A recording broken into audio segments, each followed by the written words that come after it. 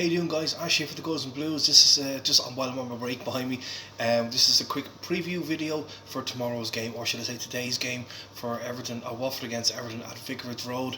And I obviously predicted kind of the lineup. Now the lineup will slightly have changed, I suppose, since Losel has now gone on since the transfer deadline day. Jonas Losel has moved back to Huddersfield on loan, which I would imagine that means that Stecklenberger will obviously come in on the bench instead of for Jordan Pickford.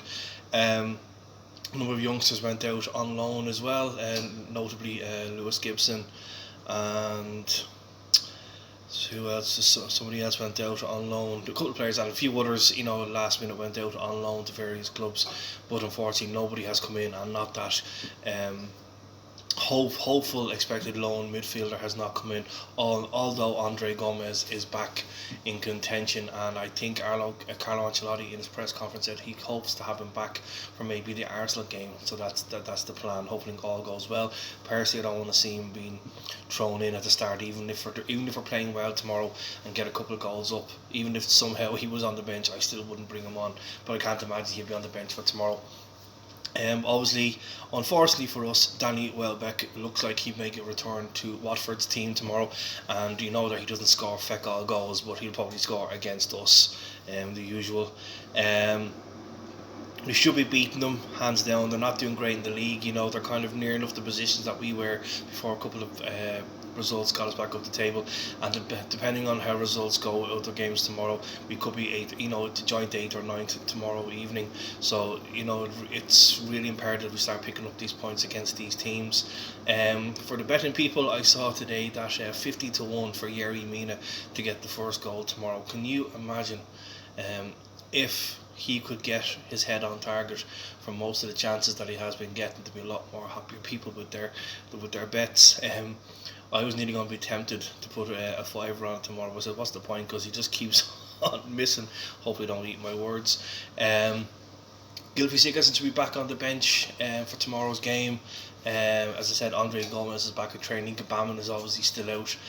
So I'd imagine that my starting 11 would be, if he's going in an attacking frame of mind, I'll go Pickford in goal, Sidibe, Mina, Holgate, and actually for a change, I'd like to see Leighton Baines get a game. Just because I just want to see him get more game time and hopefully get that 1-year contract extension, so he can still show us what he can actually bring something to the team, even at 30, 35, 36 years of age.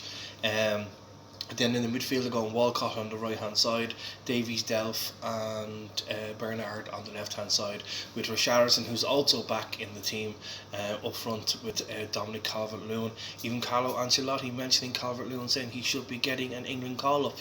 Whether that's a good thing or a bad thing, you just never know. It's good for him, could be bad for us if he picks up a long-term injury. If he goes defensively wise, I would probably take out Fabian Delph and probably put in Morgan Schneiderlin. It all depends on how he sets out to win enough to the game tomorrow. Definitely should be beating these. Score wise, again, it's just very, very difficult. If we can keep a clean sheet, I'd probably go with another 1-0 win. For Bunny's sake, for him, it'd probably be Richarlison first goal scorer. If I was going to put the bet on, obviously I'd go Mina to get the winner.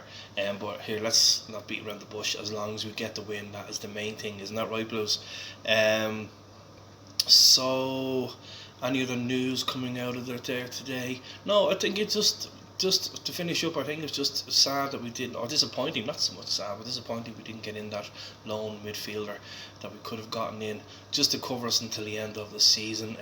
It's all well and good thinking, okay, yeah, Andre Gomez is on his way back, but if things go wrong, if he does play against Arsenal, it puts us in a predicament again, especially, you're letting some of the youngsters go out.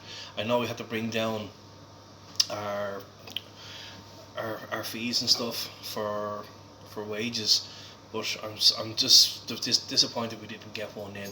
Anyway, I'll stick with a 1-0 win for Everton tomorrow. Don't forget the game's live on 3 o'clock, and don't forget for the Blues who are attending the game today, it is actually in the Healy Bar. Unfortunately, the egg chasing is back. Six Nations, snooze fest. Ireland are playing Scotland.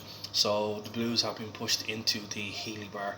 So as you go, anyone who hasn't been there before, once you go into the main door where I see all the Everton memorabilia, just go through the other doors on the right hand side, and that takes you into the Healy Bar. Anyway, one of the other guys will be there tomorrow to look after all the members. Don't forget the usual drink promotions, finger food at half time, and visitor passes will be given out to members from blues from all over the world. So get yourselves in there tomorrow, and then obviously stick your head out. If you haven't seen rugby before, stick her out and go and see what I call the 8 chase and see what it's all about. I do hope obviously they win tomorrow, but I just don't watch the game myself. As Groves you will well say, what I call it the 8 chase, and just it's an egg. Anyway, enjoy the game tomorrow. Hopefully we get the win, and I'll talk to you with the match reaction after the game. See you later.